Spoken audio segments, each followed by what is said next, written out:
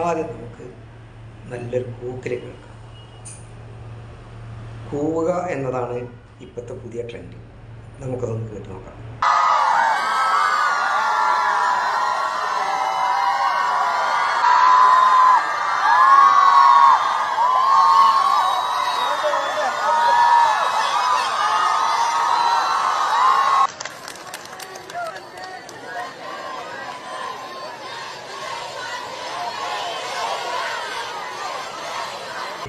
ഈ കൂവലിനെ കുറിച്ച് പറയുന്നതിന് മുമ്പ് നമുക്ക് കഴിഞ്ഞ ആഴ്ച വയനാടുണ്ടായ ഒരു കൂവലിനെ കുറിച്ച് പറഞ്ഞു പോകാതിരിക്കാൻ കഴിയില്ല.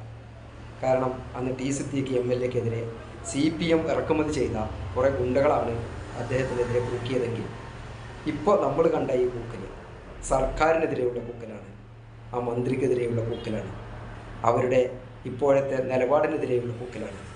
കാരണം അത് അവിടെ സമരം ചെയ്യുന്നത് നമ്മുടെ മാലാഖമാരാണ്, നഴ്സുമാരാണ്. അവരുടെ ആവശ്യം എന്നുള്ളത് അവരുടെ വേതനം വർദ്ധിപ്പിക്കണമെന്ന ആവശ്യവുമായിട്ട് സർക്കാരിനെതിരെ സമരം നടത്തുന്നവരാണ്. ഞങ്ങളെന്തൊക്കെ ചെയ്തു എന്ന് കൊട്ടിഘോഷിക്കുന്ന ഗവൺമെൻറ്റിന് എതിരെയുള്ളൊരു പ്രതിഷേധമാണ് ആ മന്ത്രിക്കെതിരെയുള്ള കൂക്കലിലൂടെ നമുക്ക് മനസ്സിലാക്കാൻ കഴിയും.